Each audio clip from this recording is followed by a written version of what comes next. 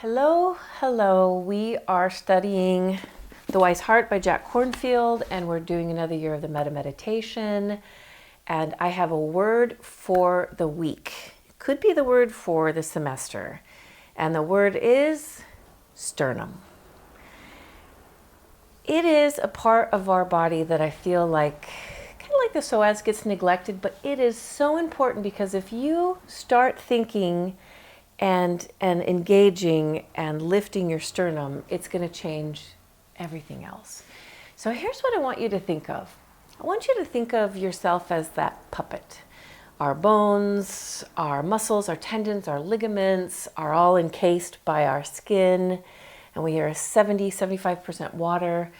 And I want you to imagine that I'm animated and I move based on these strings that are attached to me, and above the strings are these little squares of wood, and depending on if you've ever seen a puppeteer, depending how you turn the wood down or up or over, it pulls a string in a different way. So let's just say this arm has 5 different strings attached to it with this one piece of wood, and I can lift my wrist, my elbow, move it down, and all of that's based on these strings.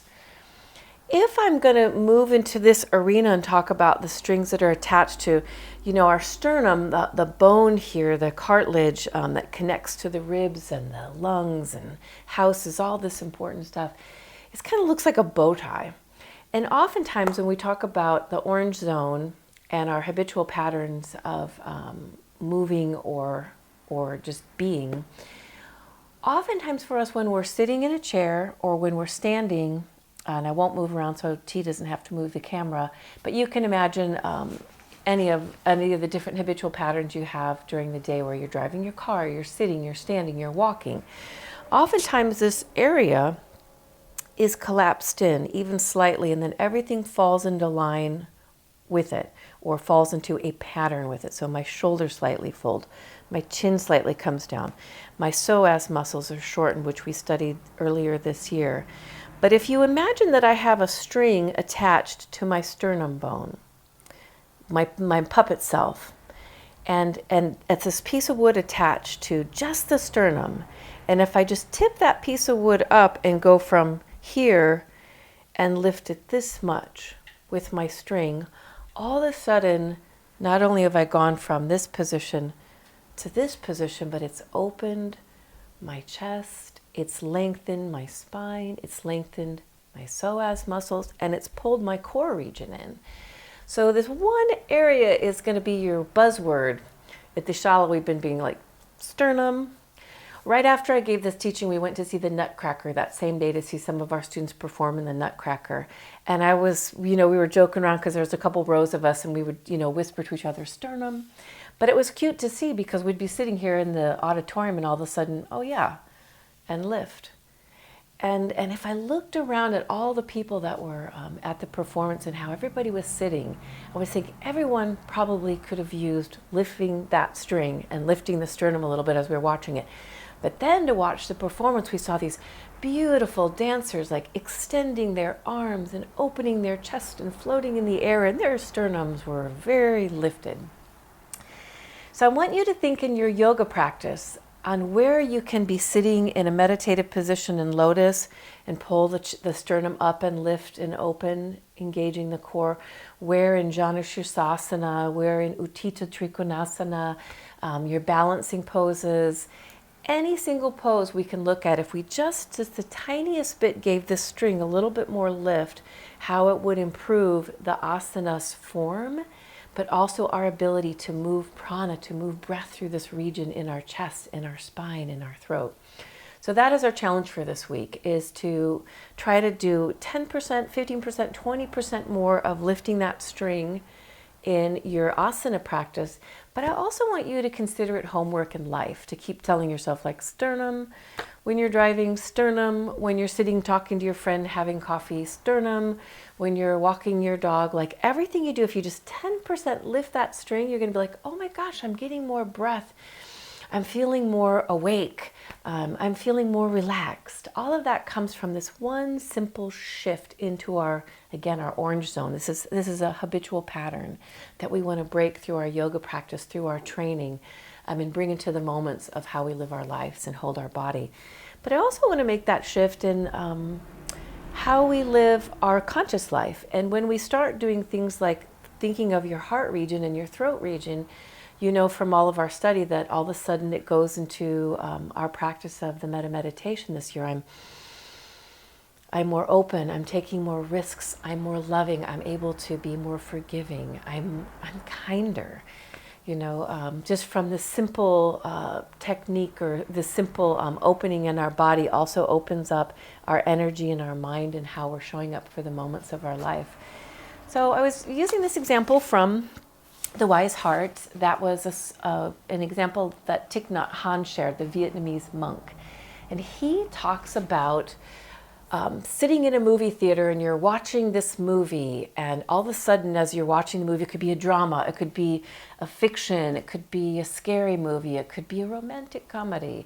And as you're watching the movie and you're so into it and you're fully present in it, and all of a sudden you're eating popcorn or realizing the person next to you is eating popcorn, and you're like, oh, I'm in a movie. And then you look back and see that there's this projector and this light that's moving to project this movie in front of you. And I'm adding a little bit to Thich Nhat Hanh's metaphor, but it's such a beautiful metaphor for life, because the movie in front of us, of course, is our life. It's my story. It's my drama. It's my romantic comedy. It's my scary movie, depending on the day, depending on the moment. And when we're eating the popcorn, it's that moment of consciousness when you realize that the story that's playing out in front of you is your own. And you are all of a sudden in Viktor Frankl's space in between, and this moment where you're present. And that's our consciousness. That's our ability to be mindful and to see the moments of our life. And so I was kind of bringing some old teachings into this as well, like Joseph Campbell's The Hero's Journey. So often when we think of the movie playing in front of us, is like, sometimes I feel like I'm the victim in that movie. And sometimes I'm afraid of monsters that I've created. Sometimes they're real monsters, but it's all about, am I the heroine of my story or am I the victim of my story? And although a lot of what plays out are choices that I've made or things that I create, like the distaff in Paul Manship's beautiful sundial, but also sometimes there's just what's happening in my life is out of my control. I'm in this drama that someone I love is sick, or I'm struggling with a business, or these things are real, but then we still understand that how we show up for them is everything. Like how I show up for the moments of the challenges in my life. Do I enjoy the romantic comedy? You know, am I making the most of the joys in life? All of that is this kind of popcorn piece of like this consciousness we have about the decisions we make on how we're going to show up for our life.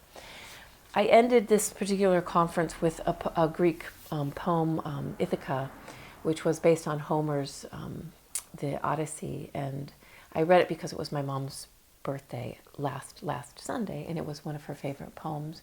And I'm not going to read you the poem. You can all look up Ithaca, but it's a classic poem about the hero's journey, and it starts off with talking about monsters, Cyclops, Poseidon, and goes into like going to beautiful places like Phoenician trading places and buying sensual perfumes and oils and pearls, and it winds up saying, by the time you get to Ithaca, because that was your destination, by the time you get to Ithaca, if you're poor, you won't be, because you'll be rich with experience. And I love this poem to add to this. I love putting a Greek poetry with Vietnamese Buddhism story. But it is the projector in front of us is Ithaca. Like we set forth on a journey in our lives, and so much of it is really about being fully present for it, you know. And that consciousness gives us how we can show up and be fully present for the moments of our life.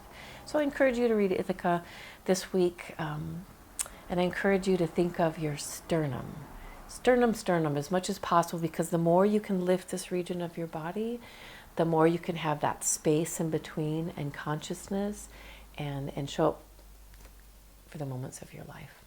Namaste.